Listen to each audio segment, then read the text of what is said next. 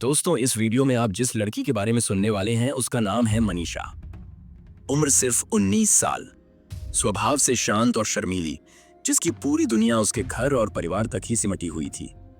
लेकिन उसे यह अंदाजा नहीं था कि उसके साथ ऐसा दर्दनाक और खौफनाक अंजाम होगा जिसे देखकर अच्छे अच्छों की रूह कांप जाए। यह मामला हरियाणा के भिवानी जिले के लोहारू कस्बे के थानी लक्ष्मण गांव से जुड़ा है। तारीख थी 11 अगस्त 2025। रोज की तरह मनीषा अपने घर से निकलकर किड्स केयर बाल विद्यालय की ओर गई, जहां वह बतौर टीचर काम करती थी। उसे जरा भी नहीं पता था कि घर से उठाए गए यह कदम कभी वापस उसकी चौखट तक नहीं पहुंचेंगे। उस दिन दोपहर करीब 1:58 पर मनीषा स्कूल से निकलकर पास ही स्थित एक नर्सिंग कॉलेज पहुंची थी एडमिशन फॉर्म लेने। यह बात उसने अपने पिता को पहले ही बता दी थी। यही वह आखिरी फुटेज है जिसमें मनीषा को जिंदा देखा गया। शाम तक जब वह घर नहीं लौटी तो दादाजी को चिंता होने लगी। उन्होंने बस ड्राइवर से पूछताछ की। ड्राइवर ने बताया कि मनीषा कॉलेज गई थी, इसलिए देर हो रही होगी। थोड़ी देर के लिए परिवार को सुकून मिला, लेकिन जब शाम 4:30 तक भी मनीषा घर नहीं लौटी तो दादाजी ने उसके पिता संजय सिंह को खबर दी। शाम 6:15 पर संजय को मनीषा का फोन आया, लेकिन यह कॉल सिर्फ 10 सेकंड चला।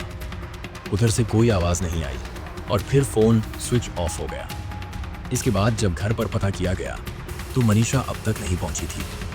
घबराकर संजय तुरंत कॉलेज पहुंचे, लेकिन वहां गार्ड और रिसेप्शन वालों ने साफ मना कर दिया कि उनके कॉलेज में कोई मनीषा आई ही नहीं। संजय को शक हुआ क्योंकि रिसेप्शन पर मौजूद तीनों लोग नशे में थे। उन्होंने तुरंत पुलिस को सूचना दी, लेकिन जब पुलिस के साथ दोबारा कॉलेज पहुंचे तो स्टाफ ने सीसीटीवी दिखाने से इनकार कर दिया। जब संजय रिपोर्ट लिखवाने थाने गए तो पुलिस ने बेहद लापरवाही दिखाते हुए कहा कि लड़की भाग गई होगी या दोस्तों के साथ कहीं चली गई होगी। शिकायत दर्ज करने से साफ मना कर दिया गया। अगले दिन यानी 12 अगस्त को काफी बहस के बाद शाम 5:30 पर जाकर एसआई शकुंतला ने रिपोर्ट दर्ज की, लेकिन सीसीटीवी या मोबाइल लोकेशन जैसी बेसिक जांच भी नहीं की गई। फिर 13 अगस्त को पुलिस ने संजय को कॉल कर बताया कि पास के खेत में नहर के किनारे एक लड़की की लाश मिली है। पहचान के लिए जब संजय वहां पहुंचे तो सामने जो नजारा था उसने उनकी दुनिया ही उजाड़ दी। लाश मनीषा की थी। हालत ऐसी थी कि देखकर किसी का भी दिल दहल जाए। चेहरा बुरी तरह सड़ चुका था, आंखें गायब थीं, गर्दन लगभग कटी हुई थी और शरीर पहचान से परे हो चुका था। गांव में खबर आग की तरह फैली और देखते ही देखते लोगों का गुस्सा फूट पड़ा। सबका कहना था कि अगर पुलिस ने समय रहते कार्रवाई की होती तो मनीषा आज जिंदा होती। 14 अगस्त को आई पहली पोस्टमार्टम रिपोर्ट ने सबको चौंका दिया। रिपोर्ट के मुताबिक मनीषा की बॉडी में ऑर्गेनोफॉस्फोरस, एक कीटनाशक, के निशान मिले थे। रेप के एंगल को नकार दिया गया कि बॉडी या कपड़ों पर सीमेन नहीं मिला। लोगों ने रिपोर्ट पर सवाल उठाए और बड़े पैमाने पर विरोध शुरू हो गया।